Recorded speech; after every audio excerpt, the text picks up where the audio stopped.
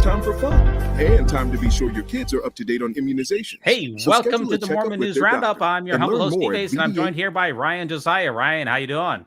Hi, good. Happy to join you. Yes, this is going to be a tremendous episode. Just to give everybody a gist of what's going on here, this is Real Talk Mormonism number 13.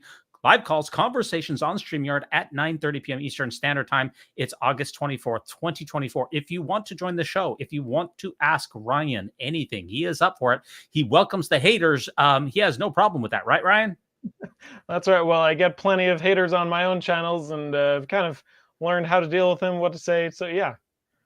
That sounds absolutely tremendous. And you get ready for an unforgettable episode. We deep dive into the world of Ryan Josiah, one of the most influential ex-Mormon TikTokers of all time, who has made a number of waves online. We're going to talk about his journey from a devout Mormon to a viral sensation and take a closer look at his most jaw-dropping and impactful TikTok videos. From thought-provoking insights to hilarious takes on life after leaving the LDS Church, Ryan's content has captured the attention of thousands. Tonight, we'll be breaking down his most viral moments, his top 5 most impactful TikTok videos of all time, discussing the stories behind the videos. This is a director's commentary and a fascinating look into one of the rising stars of ex-Mormonism. And we're going to find out what makes Ryan tick, but that's not all. This is your chance to talk to Ryan directly. Call into the show, ask him anything, or me either, for anything you wanted to know about his journey, his content, or anything at all. Is there anything that I've left off here, Ryan? Well, that was a very generous introduction. I appreciate that. I just feel like a regular dude who has a hobby on TikTok. But yeah, I recognize that people do. Oh, I'm bouncing here. I recognize that people do, admire certain things and look up to certain things, and I'm just glad to be a part of the community and be able to, help get certain things out there now, into the world. You're the only person out there. We've had you on for 2 episodes of the Mormon News Roundup. We had you on episode number 81, which was like 10 months ago. And then we also had you back on episode 110, where we talked about the church building, buying the Kirtland Temple project for $192 million. You're the only person who's ever come on for 3 episodes. Either I question your discernment or you actually really like this channel. I can't figure out which. Yeah. Well, you should question me in various ways, because that's how we get to the truth of things. So I welcome questioning. But yeah, I appreciate other channels as well that helps get information out there, that helps talk about the things that I feel like need to be talked about instead of buried. Yeah. Now, one thing that I've noticed about your channel is that you have incredibly heartfelt takes. They're absolutely amazing. And, a lot of people put together some TikTok content that is, 30-second to bubblegum. They stitch things together. But yours are like mini documentaries. Absolutely fascinating. Tell us, what is the thought process that goes behind making your TikToks in general? Well, to understand that, I feel like maybe I should go back to why I started TikTok. I was working with a fellow former Mormon and telling him all these things that I was learning from books that I was reading and podcasts that I was listening to. And he kept encouraging me, like, you should start your own channel somewhere to get this information out there, because some good history. And so that's where it all started, where I just wanted to share what I was learning from various sources. And so I compiled things that I had learned, and it took off. So I just kept doing it. It's a lot of fun. Yeah, so let me ask you, before we dive into that, I'm having a little bit of a problem with my camera focus, but we'll just have to move past that. Maybe that's a good thing, because, too much of a close-up might be a bad thing. But let me ask you, you go back to, growing up in the church, you're a very faithful member, you went to BYU, and then you had a crisis of faith, shall we say. Why do you continue to remain in this space? Because you go back to like Elder Maxwell, who's one of the church's leaders back in the 90s and early 2000s. And he said there's a certain stereotype that people who leave the church cannot leave it alone. So why are you continuing to engage in the ex-Mormon space? In fact, I was on a podcast recently, the Where Will You Go podcast, that's hosted by on Mormon Discussions. And she kind of postulated the idea that it's the ideal that you should, if you lose your faith and you move on to something else, you leave it behind, and that's supposed to be the ideal. Why have you not left the church alone? Why is this still very important to you that you're releasing so much content regarding the LDS Church? Good question. It's for a few different reasons, really. Partially because it is really my whole community, or it was my whole community until I left the church. You know, my family ancestry is Mormon on every line back to the pioneers, just about. And I live in the Mormon corridor, in Morador, as I like to call it. And then as we go back to why I started TikTok, it turned into a hobby of mine. When I first left the church, I felt this insatiable urge to learn everything I could, because I realized that I had been deceived in certain ways and lied to in other ways, and was just finding out these things that felt like I should have known from the time I was a child if I was going to dedicate my life to the church. And so as a result of this insatiable urge, I started learning a whole lot, and I've just continued to learn, because it's turned into something. It started as more of an obsessive compulsive type of thing, and it's turned into just a fun hobby. And that's why it's fun to take on the haters, to see what they think, to see how they think, really, and to answer their questions, because it's not personal anymore. It's just, like I say, it's just a fun hobby. Well, let me ask you a couple more questions before we jump into those TikTok videos.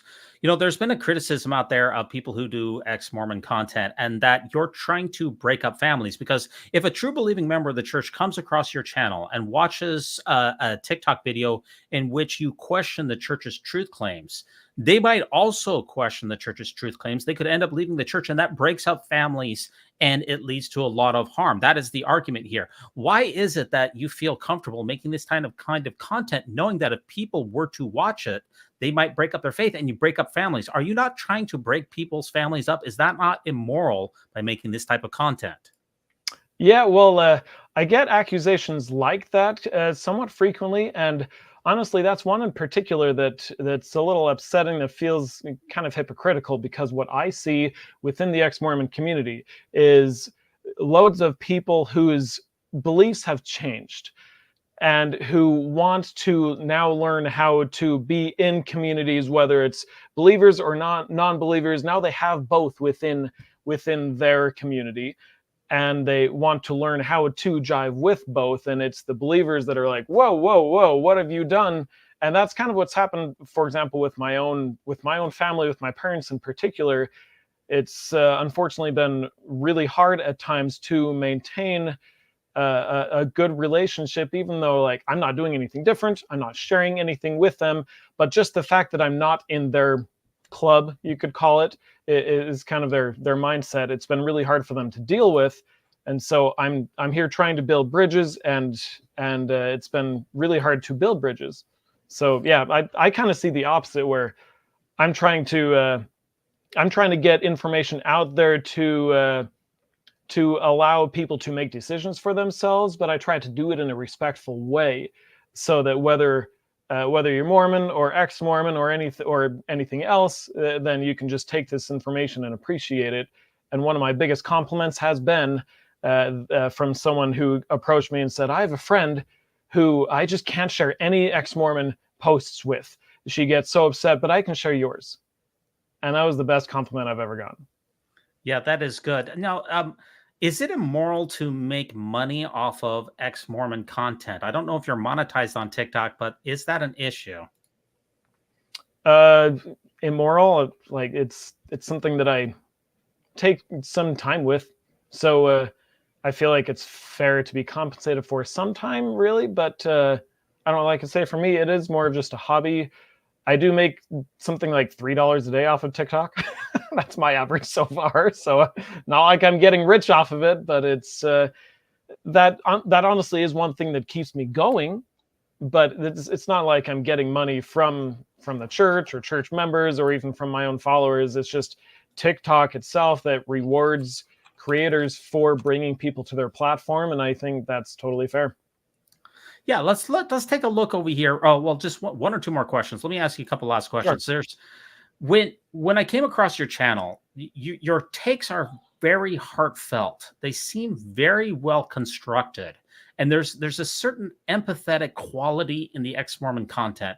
There's a lot of people out there, and I believe there's a space for it, but you see them dressing up in the temple robes or are doing somewhat disrespectful things and provocateurs, trying to get the clicks, doing the twerking in front of the temples and maybe somewhat disrespectful content. But yours is like the opposite. It's like the most empathetic. It's like you're really talking to someone that you really care about. Is that deliberate? Because you haven't really fit into the typical anti-Mormon or ex-Mormon angry tropes. What's your thoughts on that? Well, I wouldn't say I haven't done any of those things. I like to stay respectful, especially in my videos where I want to share history, share these things that I wish I would have known as when I was a believing Mormon. I make sure to keep those more neutral and just present the information, let people do with it what they will. But I have also participated in other things. I've done mocking videos or just for fun videos.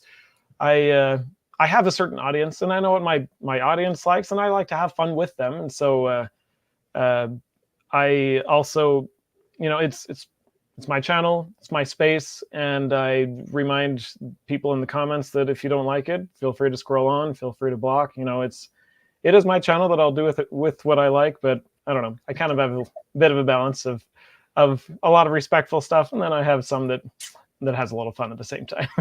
Yeah, if you want to join this show, ask Ryan anything about his channel or about Mormonism in general. We'd be very grateful to have you onto the program. This is Real Talk Mormonism, number 13, live calls and conversations. Now, looking over here at your channel here, got 21,000 followers, which is about 10,000 more than me. But if you look at the overall channel here, what is the basic idea? What are you trying to accomplish with this channel? Is there a purpose, or is this just your random thoughts? Do you have your tagline here is former Mormon, current human.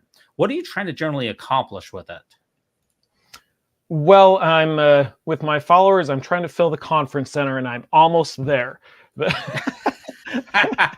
as far as content, really it is just whatever is going on in my head at the moment, or current Mormon news. That's why I appreciate your channel, because I kind of do the same type of thing, just talk about things that are happening. And so I just kind of go with the flow as far as what people are talking about or what's in the news, or if I have a thought of my own in particular that I just feel like sharing. So nothing in particular. It's just what's happening. Yeah, these videos are kind of like mini documentaries, like this It Came to Pass by Who Really Wrote the Book of Mormon, where you review Lars Nielsen's book, which is absolutely incredible. It's like the best 10-minute sum up of that book that you can possibly find. How long did it take you to make this TikTok in particular, which is like 10 minutes long, full of research? This isn't just somebody who's really, a shallow view of it. You've really done the homework and the researches on this. How long does that 10-minute video take you to make? Well, it starts with learning the information in the first place, reading the book, or if with other videos, I have gone through Wikipedia articles and bought historical books for myself. And so there's like a video like that would have taken several hours of research in advance, which is, like I say, more of just my own personal hobby. But then I use that to put together a script. I don't use I just use my phone for everything. I type up a script on my phone. And then at that point, I recorded one paragraph at a time. And so it takes something like that could have taken as much as an hour to record. Usually it's more like half an hour for a long video like that. And then it takes me another, 2 or 3 hours to edit it together, to splice in all the images or videos that I want to include. And so altogether, it kind of depends on the video, but it can take upwards of 10 or 20 hours for one 10-minute video, depending on how much you're counting. That's absolutely crazy. Now let's cue this up here. We're going to sort this by the most popular. We have the latest videos right here, and then we have the oldest, but we're going to search by the most popular videos now. And we've got the top 5 most popular videos of Ryan Josiah. Again, this is Real Talk Mormonism 13. If you want to ask Ryan a question or myself, feel free to follow the link, and we welcome any pushback to Ryan's content. He'd be happy to address anything that you have. So let everyone take note out there that he is not hiding, and neither am I. We're ready to talk about any issues, including the content that he has made here. Let's check out this first one here, which is Gotta Make That Desert Bloom. Before we watch this, what is the background here of this TikTok? Gotta Make That Desert Bloom. What are we going to see here? Why did you make this video? This is your most popular TikTok of all time. Yeah, that was the most viewed, which was a bit of a surprise. That was right when I was just brand spanking new, just starting to make content. And that's before we had our first wet winter in Utah. You know, we'd had, the news was saying that research and science says that Utah and the surrounding area is in the worst drought they've had in 1,200 years. When they look at like tree rings and things like that, is the worst in 1,200 years. And so I'd said that's for background in the video.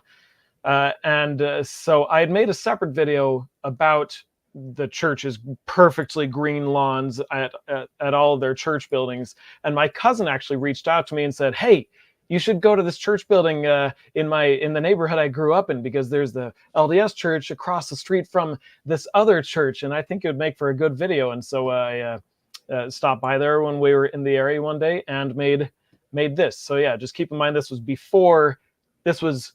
more than 2 winters ago when we were still in our crazy drought. The Make the Desert Blossom Like a Rose, that's a reference from the Book of Mormon. Is that correct? Book of Mormon, or I can't remember if that's originally where it's from. It's scripture somewhere. Yeah, or Spencer Kimball, or LDS leader. I believe it is from the Book of Mormon, though I'm not 100% sure. Might be from the Bible, but at any rate, yeah. Okay, let's go ahead and take a look.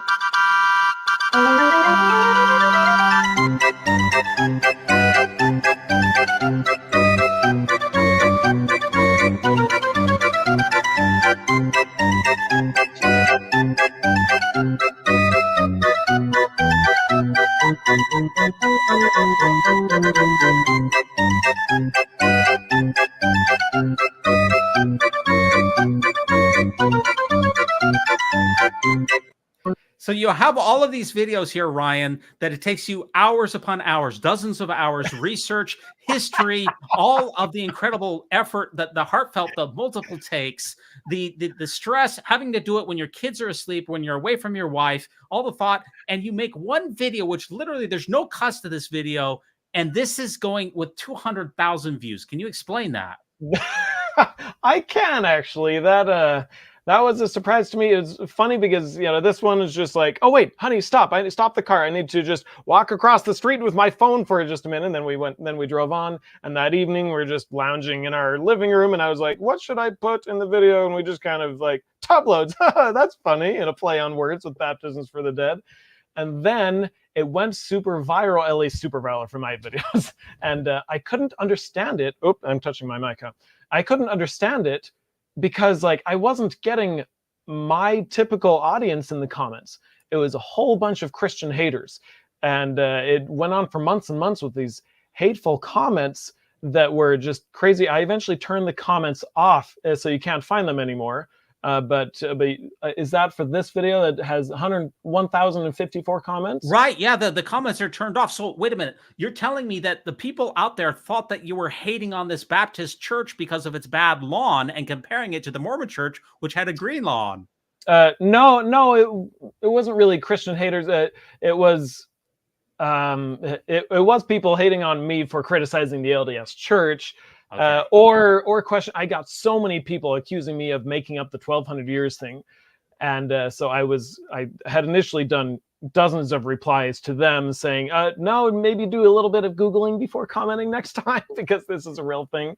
But then I went into the stats on that particular video and saw that all of these thousands and thousands of views were coming from the search feature.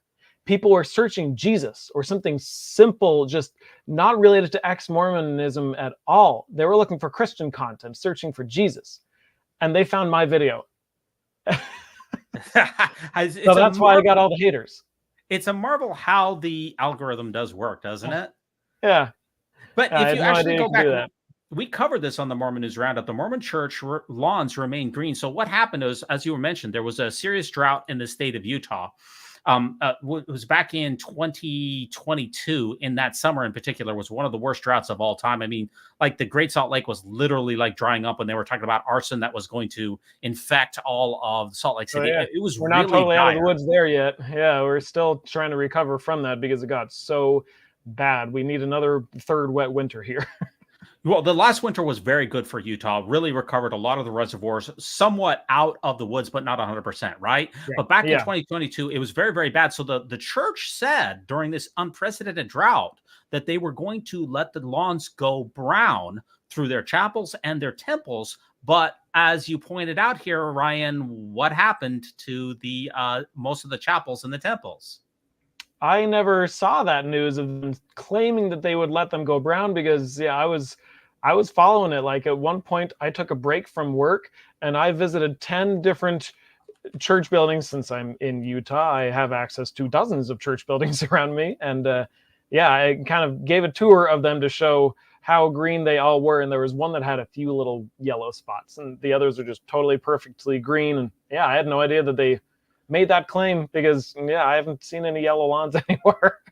Well, that's interesting. I'm glad you came onto the program, though, because the LDS Church did plan during that drought. This was in the beginning of June 2022, and it released a statement through it, and it said the Church of Jesus Christ of Latter-day Saints announced Wednesday that they are trying harder to conserve water, and that they were going to see, this is the importance of water conservation. This is the church's actual statement on this, and they said that they were going to let their lawns go of their chapels to go brown, and even the watering of the landscapes at temples, meeting house, and other buildings is being reduced. So the church made this claim that said, hey, it's a really bad drought. We're going to go ahead and reduce our water consumption. And everyone said, hey, bravo to the church. Nice job on taking the lead on this, because obviously keeping up appearances, that's not important. What's important is water conservation. But as we found out later from your video, and also not just your anecdotes, but Axios did a study on it systematically and went through and said Mormon church lawns remain green after water conservation announcement. More than 90% of the sites that Axios went out and looked at, they were still green. So what we saw here was a major disconnect. The church, recognizing that water conservation is an important thing, they made the effort and said, okay, we're going to let them go brown. And then, as your video points out, and as Axios did a study on, that simply did not happen. There's a major disconnect between what the church is claiming and what actually happened. Maybe that's why your video went viral. Yeah, that's possible. That could have affected it as well. That to me doesn't say that the church did the right thing. It's more like they stopped doing the wrong thing. If they cut back that much and still had perfectly green lawns everywhere, they were using way too much water. They were abusing their water privileges, you could say. And to have them finally decide to start doing the right thing and be responsible with their water usage to the point where they can still have green lawns, but they're not overusing, it's not doing the right thing. That's stopping doing the wrong thing. Yeah, but the big problem here is that they didn't actually follow through. So what we see a lot of times with church press releases, and quite frankly, what I've seen from covering the Mormon News Roundup, is that the church will release press statements that show that the church is either planning or has done something that is really admirable, like giving money away or helping the homeless or whatever else it is. And it seems like sometimes we can't confirm those things. And when we do, what the church is claiming doesn't match up with reality. And that's a serious problem. Any last thoughts on your number one viral most TikTok moment of all time? No, I think we pretty much covered it. Okay, that's great. Let's go on to number 2 here. This is when Jesus shows up at the Pride Festival here. What are we going to see here with you going to Pride Festival? This is this is a somewhat recent video, right? Actually, that one was 2 summers ago. That was the first time I went to the Pride Festival, and I was just there at the parade for a couple hours is all it was. Okay, so Jesus shows up at the Pride Festival. Let's check this one out here, and let's make sure I've got my sound on once again. This is only a 14-second clip here. This is incredible. And this is you at the Pride Festival, right? Yes. Yep, that is me.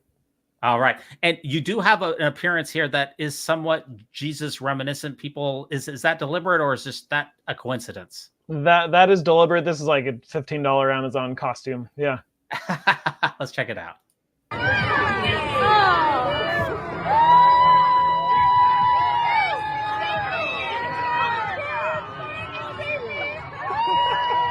I love the sin and the sinner.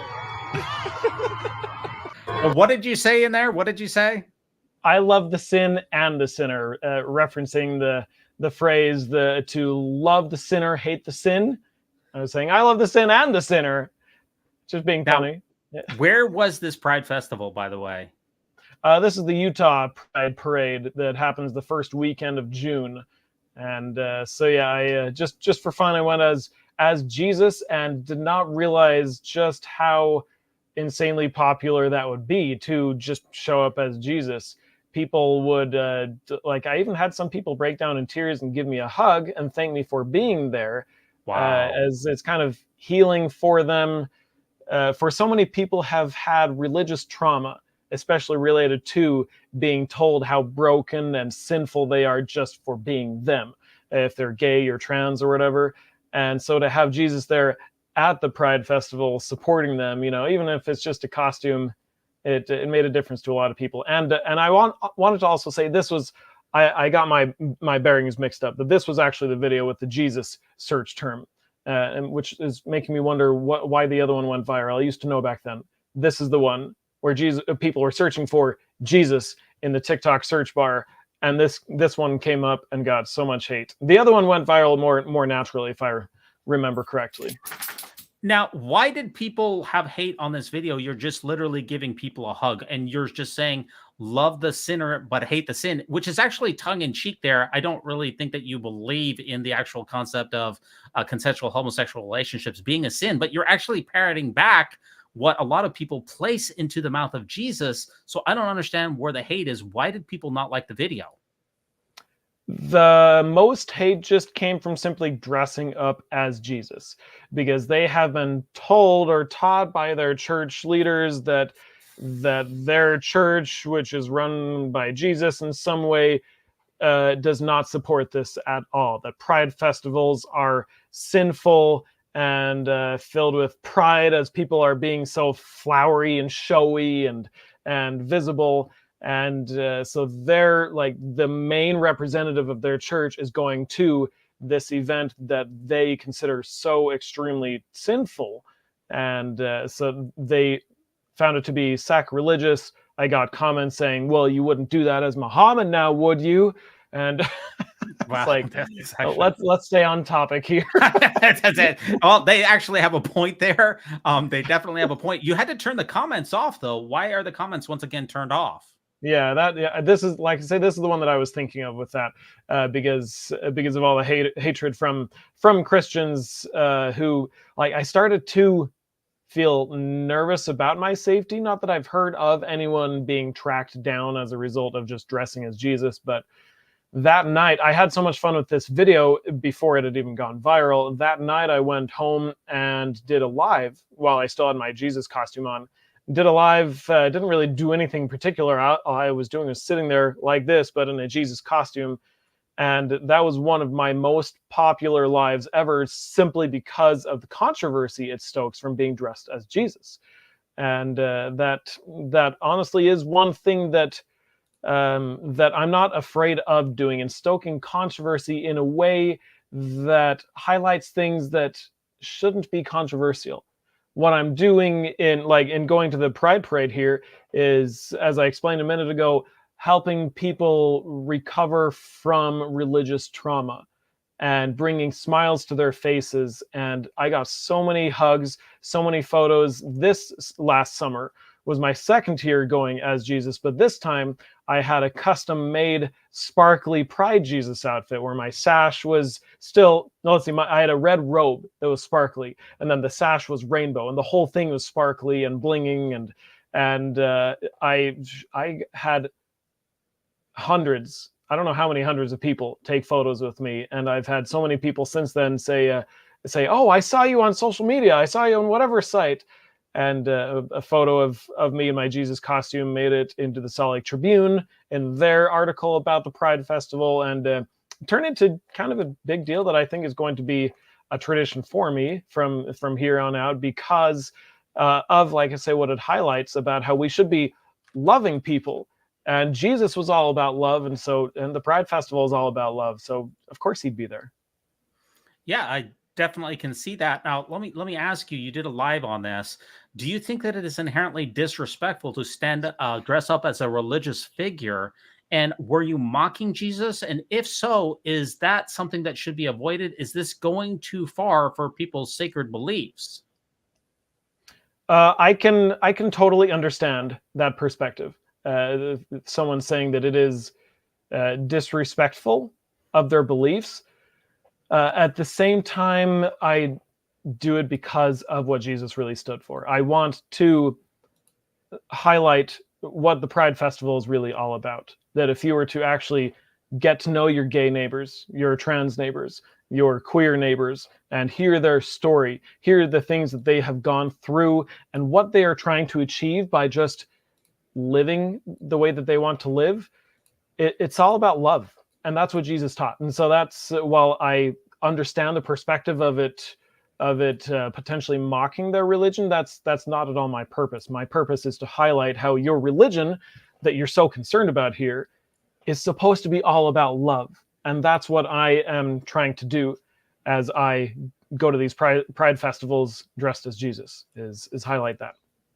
Yeah, one thing that your channel really specializes in is an empathetic quality. There's something about your persona that is very welcoming. You saw that people just spontaneously come up and hug you, and it's in contrast to a lot of the tropes that I've seen out there, or really maybe it's not a trope, maybe it's a stereotype, or maybe it's real, where there's a lot of ex-Mormon anger. You know, the stereotype is that ex-Mormons are angry axe grinders, and your channel is like the opposite of that. Your persona is very gentle and it's very kind. Is that deliberate? Is that a part of your personality? How do you reconcile the idea of you're upset about what you said, the church being deceitful to you, but you haven't let that infect you as at least from your public persona as being an angry person? Yeah, that is deliberate on my channel. Although it's partially because I did have an angry phase, and that was kind of in conjunction with my obsessive compulsive let's research everything phase. And I was kind of getting towards the end of that when I started doing TikTok. But my purpose for TikTok was to share information that won't just be shared with ex-Mormons, but with believing Mormons as well, because it's the things that I wish that I knew when I was a believing Mormon. And so I knew that I can't do this from the perspective of, this is so awful, your church is so evil, and you need to make sure and know this because you're being lied to.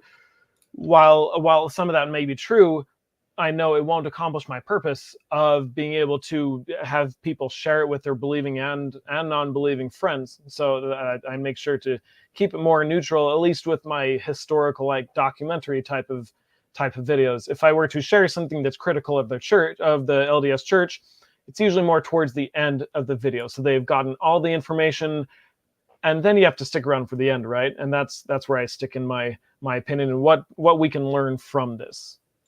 Yeah, very good. Now we've covered your top two most viral ones. Now your next one, the thumbnail on this is pretty interesting. You got a giant smile on your face, and then it says $5 million fine.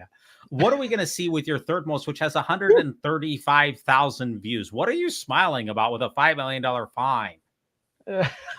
Well, I had done a few videos already on the church's money, as you know, when it became general public knowledge that the LDS Church had at least $100 billion in various investment accounts. I was one of those that really fires me up. That I have, like, before I left the church, I estimate that I gave $20,000 in tithing. I have a relative who estimates that he gave $500,000 of tithing before he left the church. And we all give this money expecting it to be used for good, only to find out they pay their bills with the church and then they stick it in this investment account to save up money for who knows what. And I don't know. They don't know. We don't know. No one will say, and they're not using it for anything but building malls and rescuing insurance companies. And so I had already done these videos talking about this subject when it was news that the church was actually fined by the SEC, as you'll see in the video. And so this excitement of mine was legitimate. Like, I heard the news and I was like, honey, I can't do anything tonight. I need to do some research and type up a script. And so I just made it happen right then and there, because I knew that my audience, my followers would appreciate the information. And I didn't realize how how far out there it would get there. Yeah, definitely. Let's take a look at this. The $5 million fine. This is when the Mormon Church was fined $5 million for fraudulently and shamefully hoarding hundreds of billions of dollars, and then was fined by the SEC $1 million to the church and $4 million to the church's investment arm. And you're reacting to that. You've had a number of videos that have discussed that and have been very great. Your videos are just, they give you the information that you need in a short amount of time. Typically, your videos are around 3 to 5 minutes long, and they give you a perfect summary of the issue, and then your commentary at the end. That's why your channel is really one of the best ex-Mormon TikTok channels out there. Let's take a look at this one. I gotta make sure that this is on here. But those of you who follow my channel and saw the news of the day probably know where this is going. The LDS mega church is actually being held accountable for deceptively and unethically hoarding and hiding their mountains of money. Can I tell you about it? As a preview, take a glance at the church's statement on what I'm about to tell you about. Church statements are usually short and to the point. Is it just me, or does this one scream damage control? So let me just ask you, I want to jump in there. You seem very excited. You seem almost giddy about this. Are you delighting in the church's fine? Why are you so happy about that? So what the hater might say, well, why are you happy that the church got fined? Because they've been abusing their privileges for far too long. Like I say, that we give this money expecting for them to do something good with it, and then they don't. But the main thing to me is, like, it's been a secret for so long. It's been since 1959 that the church has been public with their finances. And then they're caught with their pants down with this $100 billion issue. And now it's estimated that it's probably more than $250 billion total.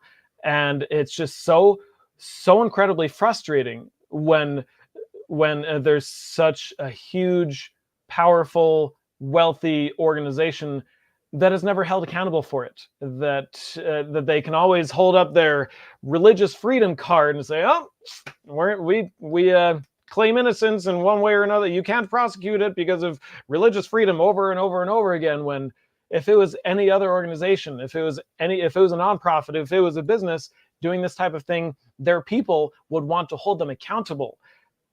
And yet, because of what their people are taught, they just won't, and they won't listen to anyone else, of course. And so, to finally have them be held accountable, at least in theory, the $5 million was about. I did the math once. They earned that much in interest in like 8 hours or something crazy. It was less than a day's worth of interest that they earned. And so the $5 million is nothing. It's literally pocket change to them. So it's not about the money. It was more just about the fact that they were actually caught with their pants down. It wasn't just controversy on the internet or one of these things. They were actually fined by a government agency for being dishonest and illegal with their money. Okay, let's continue on. This is a great breakdown here. is it just me, or does this one scream damage control?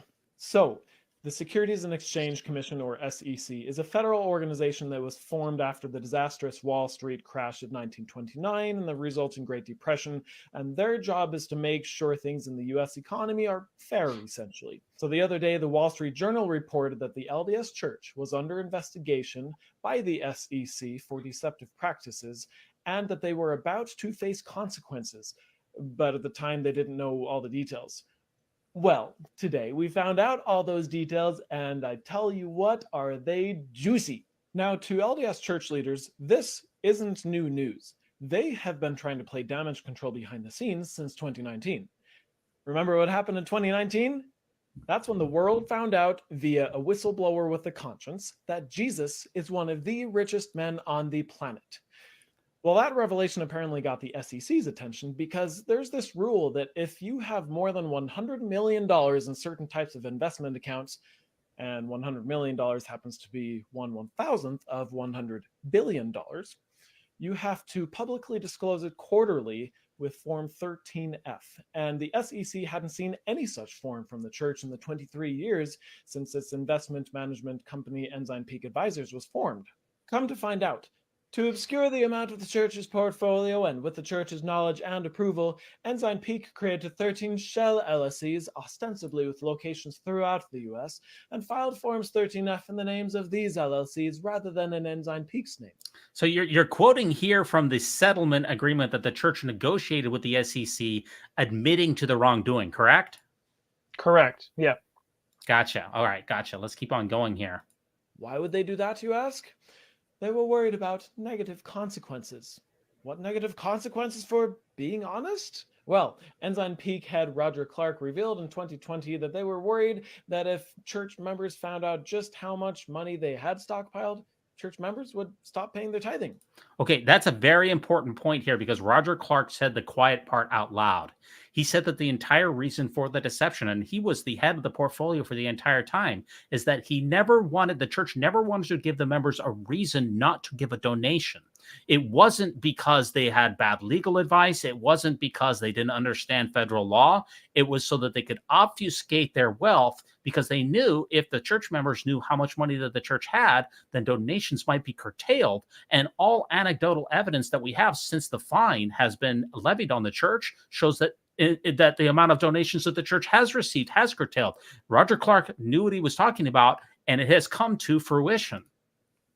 Yeah. I wonder if that statement of his was one of those where he meant it in one way, but it came out a different way because there are certain things that I actually just talked about this on a video I posted just today. There are certain things that are hard to understand if you've never known anything different. If you've always been in, we'll call it a cult for lack of a better word, then it's hard to understand why someone might call it a cult or why someone might say certain things are problems.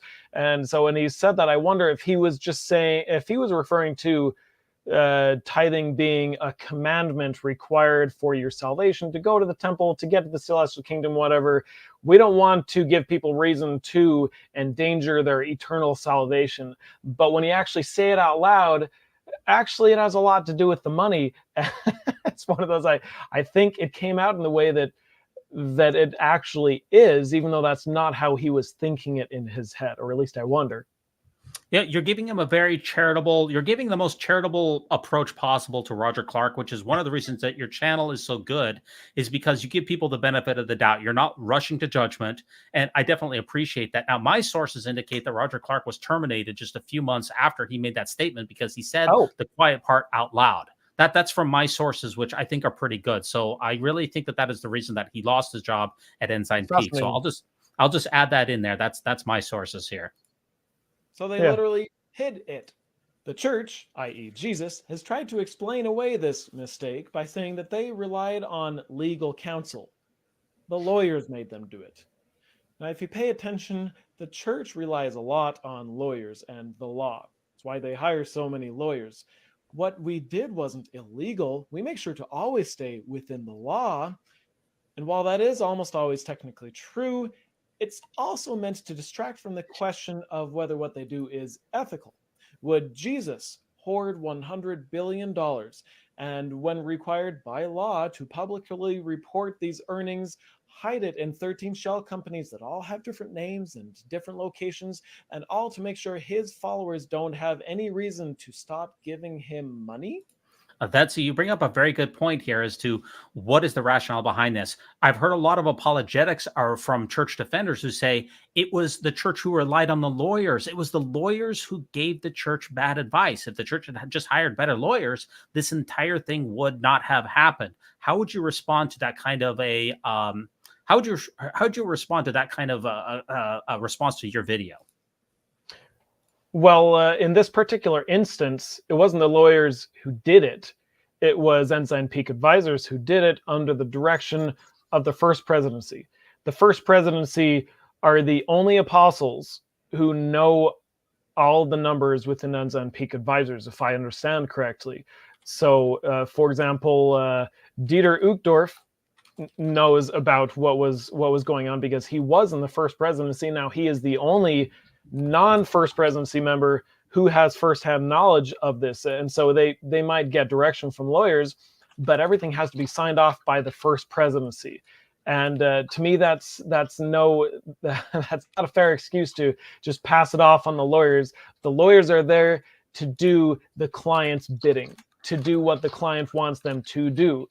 And so even if it was essentially the lawyer's decision, they are not the ones who should be held accountable for this, because they're just doing their job. They were hired to do a job, and they did it very well at the direction of the first presidency. Right. And that's what we got from the SEC negotiated settlement. It says specifically in that settlement that senior leaders of the church blessed off on the 13 shell companies and every other part of this incredible scam every step of the way. It didn't say that it was blamed on the lawyers. That's not what was in the settlement. That was in the church's response to the entire fiasco. If it had been lawyers, then they would have put it in the SEC settlement. The fact that they didn't betrays that it was church senior leaders. Mm-hmm. So the SEC has fined Ensign Peak $4 million for deliberately obscuring their wealth, and they have fined the church itself $1 million for causing these violations. Oh, don't you worry. The church isn't using your tithing money to pay these fines. No, they're using the interest they've made off of your tithing money to pay these fines. So now the church would have you know there's nothing to worry about. They have complied with the law over a period of time. Ever since they were tattled on. And they regret mistakes made and now consider this matter closed. Consider this matter closed. Consider this matter closed. So if you all could just stop talking about this, that'd be really cool, all right? Yeah. I'll stop talking about this when Jesus starts behaving ethically and stops ripping off my friends and family. Or when he refunds me the many thousands of dollars of my own tithing money that helped pad his coffers. Whichever comes first. So do you consider this matter to be closed, Ryan? The church literally made no accountability, and they just said, hey, we're going to pay the fine. It's not coming from your tithing, and we consider the matter to be closed. Should we just move along? I think that was hilarious, because they were, you can tell they were trying their hardest to make this as quiet as possible. Let's answer everyone's questions and consider the matter closed. To state that 3 times within the same statement. It's just you can. I still laugh about it. So no, the matter is not closed until they go back to pre-1959 ways of actually being open and honest with their finances. Yeah. Now, in the actual comments or what you put on the title of the video, it says, hopefully this puts to rest the question, why do you care? It's not your money. Ryan, this isn't your money. This is church members' money. This is none of your business. You're not really a member of the church anymore. You may still be on the rolls, but you don't attend. This is only church members' business. So why don't you just bugger off? Well, first, it is my money. Because I gave, like I say, around about $20,000 to the church in tithing, which a small percent of that, it's just maybe more than 10% from estimates, if I remember correctly, goes to these investment accounts. But that's where the church would like to tell you this wasn't your money. This was, like I said in the video, investments earned from your tithing money. And I say, what's the difference? I gave you $10 and you turned it into $12 in your bank account. That was my $10 that turned into your $12. That's still that was my money originally. So it was my money, but at the same time, even if it wasn't, it's like I said in the end of the video, it's my friends and family who this is still affecting. They're still having to count their pennies after paying tithing in order to make ends meet, while believing just everything the church tells them and just going with it. They don't question it. And I think it's about time we should start to question it, question their motives, question what they're actually doing with it, instead of just handing it over and just trusting whatever they're going to do with it because they claim to be led by Jesus. That has failed in the past. Jesus wouldn't be so dishonest that the SEC fines him millions of dollars. He just wouldn't. Well, let me ask you, what have the comments in this video been like? Because you talked about how a lot of people have pushed back. What have the comments been to your video on this one, which is your 3rd most watched TikTok video of all time? The comments on this video, if I remember correctly, it was pretty mixed. That it got a lot of people excited for the reasons that I was excited to see them actually be held accountable. At the same time, it's still it's still got a lot of those same comments that I was anticipating of, why do you care? And like, well, watch the video and actually listen to my intent and you'll see why I care. Yeah, from my math here, from the Widow's Mite report, it says that the church's total valuation at the end of last year was approximately $265 billion. And it said also that the church grew in valuation last year about $29 billion. But the church keeps growing at an exponential rate. It's going to become $1 trillion organization in only a matter of 20, maybe 25 years. So if the church is gaining valuation this year at, say, almost $40 billion, the church is gaining about $1 billion a week. The church makes about $100 million a day. And from my math, this fine represents 4 hours of church income. It is absolutely a pittance. Now, what's your final thought here on your third most liked viewed TikTok of all time here? What's your final closing thought on this? This is one that I was so glad made the rounds, that it became one of my most viral videos, because this is one of the subjects that I am most passionate about. Anyone with that much power, that much money, needs to be held accountable. I don't care who you are, who is at the helm, whether you claim Jesus as your leader or not, you need to be held accountable if you are that powerful. So I'm glad I made the rounds for that reason. Very nice. Now let's go to the fourth most viewed. We're going to go over your top 5, but the issue with this fourth one here is that there's some kind of an issue with the audio. What is the fourth most liked TikTok video that you got here, Ryan? This one, I kind of made a mistake with this one. This one was a joke, and if you open the explanation at the bottom of the video, at least in native TikTok, it has all the hashtags, and one of the hashtags is funny, one of the hashtags is joke. I actually took a separate audio and pretended it was audio from the church.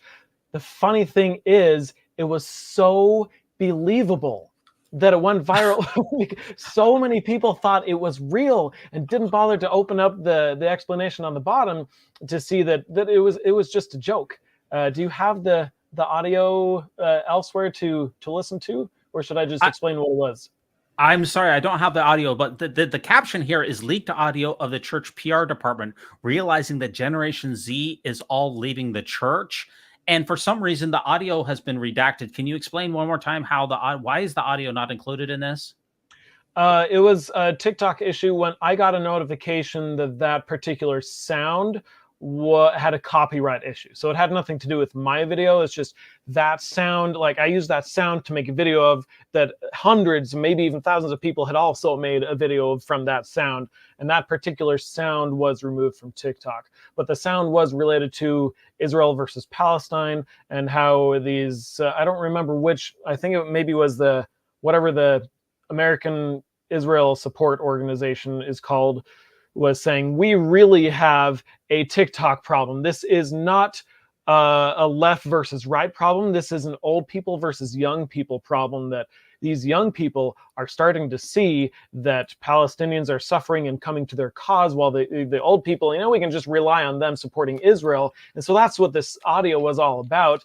But this certain clip, I listened to it and just thought, this just rings so true to the church that we have so many more people leaving the church, and the church tries to pretend that they don't. But you can look at the stats on, for example, the ex-Mormon subreddit to see how quickly that group has exponentially grown from a few thousands to hundreds of thousands in only several years, hundreds of thousands of members. And so anyway, that audio just rang true to me, and I just knew I had to use it in a video. But I do regret putting the funny and joke hashtags too deep in the explanation, because I don't like being tricky. I don't like being deceptive, and that wasn't my intention, but it definitely came across as that way.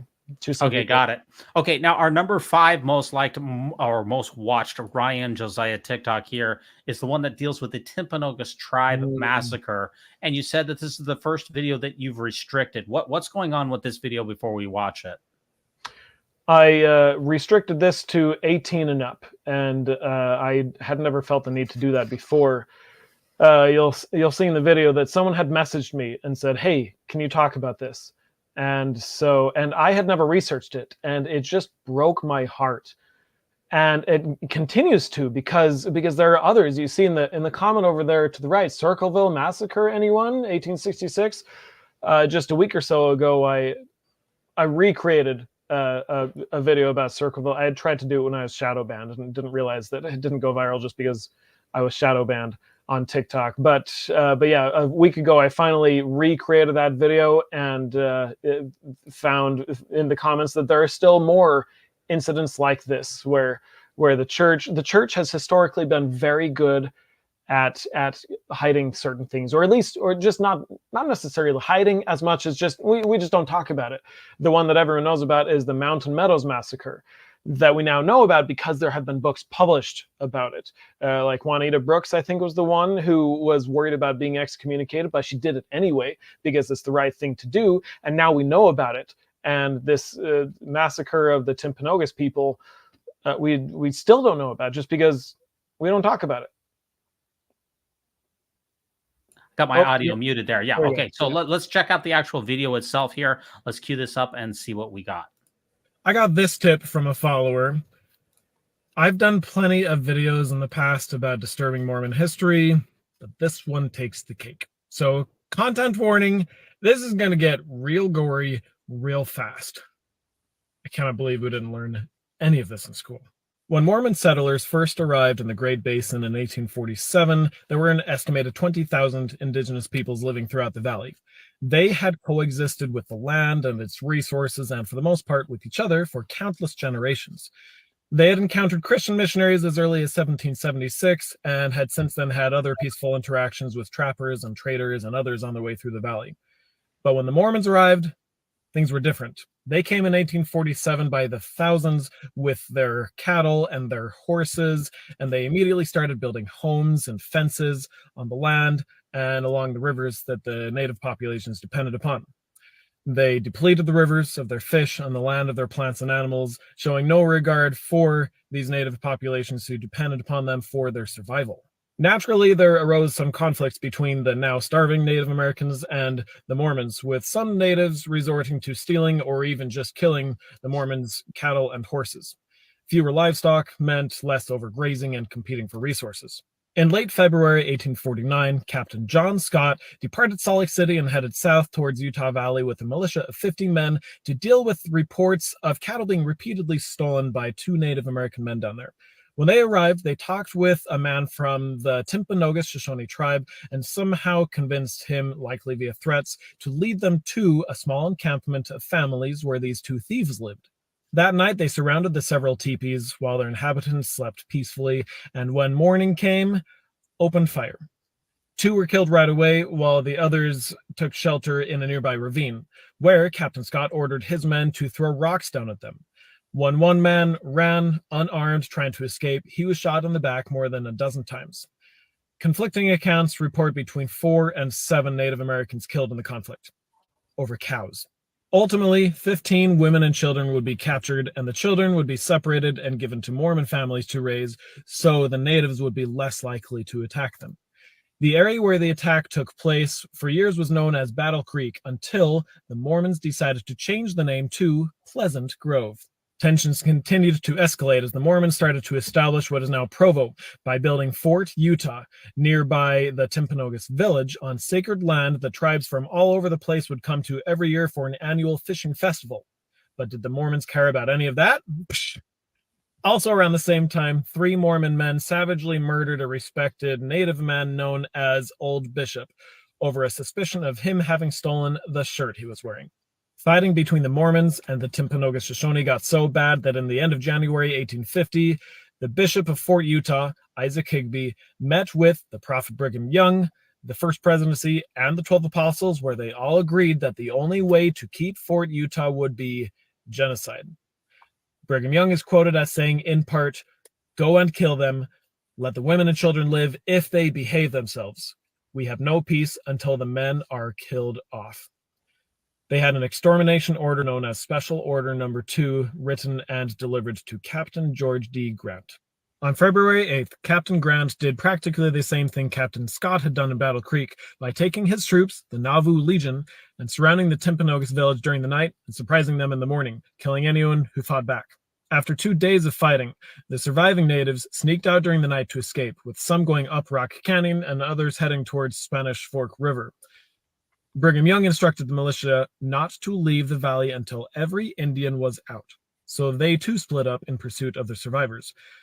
Those who went up Rock Canyon came across several bodies of those who had either died of wounds or succumbed to the cold, but both groups continued murdering all men and any women and children who fought back. In the end, 1 Mormon was killed, while an estimated 102 Shoshone lost their lives. One Native American warrior who had frozen to death was known as Old Elk, and a Mormon by the name of Bill Hickman hacked off his head, took it home with him, and hung it by the hair from his ceiling. This apparently inspired a federal officer in the area, a surgeon by profession by the name of Howard Stansbury, who ordered troops to go and find the corpses of natives who had been left to rot, behead them all, and ship the heads to a medical facility in Washington, D.C. for research. And so they did, to as many as 50 heads. But going back to the battle, Old Elk died of exposure while his wife continued trying to escape up Rock Canyon. It is said that as she was trying to climb the rocky peak, she either slipped or maybe jumped to her death to avoid being captured, and as a result, the mountain was given the derogatory name of Squaw Peak after her. So the next time you attend the Provo City Center Temple or the Mount Timpanogos Temple, I hope you remember this history and pay tribute to the indigenous peoples whose land you are on, who were starved, kicked out, sickened with smallpox, and ultimately savagely murdered by the Mormons who came before you. God bless America. Oh my gosh, that is quite a send-off at the end there. That's exactly what I mean by saving my opinion for the end. You have to stick around for the end. It still gets me all heated. I'm getting emotional just remembering all the research that I did for that. Yeah, I've been up to Squaw Peak many times. I had no idea that it had such a racist history. Yeah, it's been renamed just a few years ago. I don't remember what it was renamed to, but I would imagine that most people still know it as Squaw Peak because it's always been called Squaw Peak, and that's where it came from. There, well, I don't know. We don't have, if I remember correctly, we don't have like documents proving that that's where it came from. That specific story. It's more like he said, she said from back then that ended up in journals or a newspaper or something. But yeah, just that whole story. Why don't we know that? That's where Brigham Young University is. BYU, the church's university, is there in Provo, on that land where that happened, and nobody knows about it. I had no idea that this happened. I'm a BYU graduate. I grew up in Utah. Why didn't I know this? Yeah, me too. I mean, how did I miss this? I've heard of, there's the obviously the Mountain Meadow massacre. There's obviously the Missouri War where there were a number of atrocities, and there's also that massacre that happened up in northern Utah as well. That I've actually been to that site, and I can't remember the name of it now. Bear River? Yes, the Bear River massacre, yeah. Right? I'm actually putting together a video right now. It's probably going to be one of my longer ones, maybe even longer than this video. But yeah, I'm currently writing up my script for the Bear River massacre right now. Yeah, and where did you get the information for this particular TikTok that you made? I tried to rely more on sources from indigenous peoples, from the Native Americans themselves. There was a particular guy who spent decades of his life getting to know various indigenous groups and hearing their stories. When we hear about they relied upon oral traditions, oral stories. They didn't write down their stories. They told them from generation to generation. And I've learned that as they did so, it wasn't just learning the story, it was learning it word for word to make sure it could be passed down accurately from generation to generation. And so he put together this book that I bought, that's sitting up on my nightstand currently. And then various sources. Actually, Wikipedia is an excellent source for a lot of things like this, not because of necessarily what's in Wikipedia itself, although it is much higher quality than when it was brand new, that it still kind of has that reputation. But as a result of when it was brand new, though. But it has a whole bunch of sources. If you read through the information, go to a link, and then you can see where that information came from. And then go to that. Like I've been able to, just the other day, as I've been preparing for a video on the Bear River Massacre, I downloaded a whole book, 200 some odd pages, that is now on my phone in the form of a PDF that I'm able to rely on as well. And so yeah, that's the type of sources that I used for this video and for other like documentary type of videos. Yeah. Now, before we let you go here, you kind of dabbled in the YouTube. You have a YouTube channel is out there as well. Ryan Josiah, 47 videos, 400 subscribers. It doesn't seem like you spend as much time on your YouTube channel. Do I have that correct? I have not, but I have plans of eventually steering away from TikTok more to YouTube. I haven't quite made that happen. So I've just taken some of my better videos and reposted them to YouTube. But I have been pleasantly surprised at how much traction they get on YouTube. You know, you have a certain, for example, in order to be paid by YouTube, you have to have a certain number of followers and a certain number of watch hours over the course of the year. And the followers or the subscribers on YouTube, they build naturally. But the viewer hours I was worried about, but I just checked my stats the other day, and I'm already accidentally doing it just by reposting videos there. So I would like to make that more of a thing, to make that my primary location, because I don't know what's going to happen to TikTok these days. I don't know how they keep threatening to take it down all the time. Yeah, because I guess it's owned by Chinese communists. I don't really know. I haven't really followed it that so well to be sure. So I'm not sure. Hopefully it doesn't get taken down. That is for certain. But the great thing again about your channel is the fact that you get a kind of a triple whammy on your channel, because you get contemporaneous LDS news. You stay up very well on the news, and you give great takes. In fact, even just last General Conference, you got 7 posts giving reactions to all of it. So you get the current events, but not only that, as we saw from the from your Battle Creek massacre, right? It's the Battle Creek. I've got that right. Yes. Battle Creek followed by Timpanogos. It doesn't really have an official name because no one talks about it. You get the not only the contemporaneous, but you also get history, and then as a bonus, you also get shall we say, some conspiracies with the Carthage conspiracy, right? You get in a little bit of that too, right? I had a lot of fun with that too. Yeah. That was a fun one where I do just kind of dabble in everything related to Mormonism. That Carthage conspiracy was fascinating as I looked into something that I hadn't ever looked into, which was the death of Joseph and Hiram Smith, and how there's a lot that we don't know. And those gaps have all been filled by the church, and no one else has questioned it or felt the need to, because who else cares about who killed Joseph Smith, you know? So, but as I looked into it, it was fascinating to find that the story might not be exactly what we thought it was. And so, yeah, I just kind of do whatever is happening in my head at the time. And that was one that was happening in my head for quite a while. Now, before I let you go here, we actually ran 2 polls in the background during this live stream. I want to show the results of these polls. So number 1 is, I said Ryan Josiah, and I gave people 4 choices. I said, is the GOAT, is better than Jesus, is the brother I never had, or is my hero? And here are the poll results. 33% Ryan Josiah is the GOAT. That is definitive. With the other 3 actually all tying here: is better than Jesus, is the brother I never had, and is my hero. Ryan, people think you are the GOAT. What do you think about that?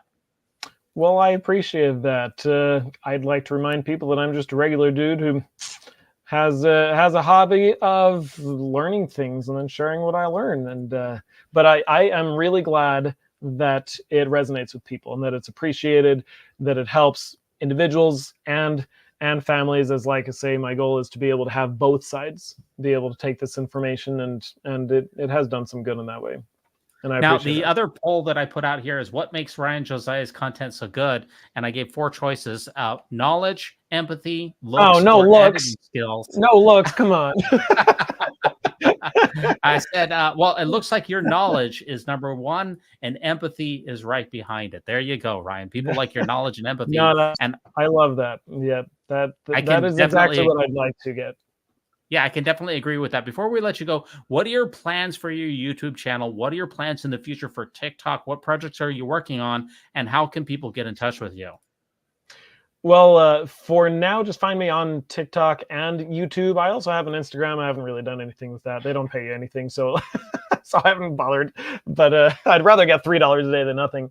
But with TikTok maybe going the way of all the earth, and YouTube never dies, I would like to steer eventually towards YouTube. So subscribe to me there, and we'll see what I can do there. I'll continue to repost what I create on TikTok. Well, maybe not everything, because some of these like niche conversations, but like my documentary-ish video that I'm going to put together regarding the Bear River Massacre, I'm going to repost to YouTube, definitely. So yeah, follow me there. And I would like to, what I have planned to do once I make that happen, is to have just similar to what you do, actually, a once a week video just to talk about what's in my head. It might be the current news, might be what I'm researching. Like if I were to do one this week, I'd be talking about the Bear River Massacre in conjunction with other massacres that I've talked about, like the Circleville, Utah one, and the Timpanogos tribe one. And I've never made a video on the Mountain Meadows Massacre, but like that's the type of thing. Just whatever is going on in my own head and what I find to be fascinating in conjunction with the news that's going on. So that's what I'd like to do eventually. Yeah, now I just want to bring up one point here. We haven't talked about my moniker here. Do you see what I named myself for this episode? Little factory avoider. You got to avoid that little factory. At least that's what I've been taught. That's an inside Mormon joke for those of you out there who don't know. You will have that to is Google, a niche joke, that's for sure. Yeah. You will have to be careful with your Google results in that situation here. Tomorrow night, hey, we're doing another episode of the Mormon News Roundup here with the legend, Mormon feminist here, Abby Hansen. She goes all the way back to ordained women. Literally, there's a documentary about this woman, and she talks about the transgender policy updates that the church has just released, which are absolutely incredible. We're going to be covering that tomorrow night on the Mormon News Roundup. Ryan, I'd like to thank you so much for coming on to Real Talk Mormonism number 13. Well, thank you for having me. I'm excited for tomorrow because that subject gets me going. I've posted about that as well. So yeah, good luck tomorrow too. Thank you very much. You can't get any better content out there than Ryan Josiah on TikTok and on YouTube. Please subscribe to his channel. While you're at it, please hit the like and subscribe to the Mormon News Roundup. I want to give a shout out to Weird Alma on bandcamp.com for this episode's music. Thanks so much for joining us. And remember that no unhallowed hand can stop this podcast from progressing.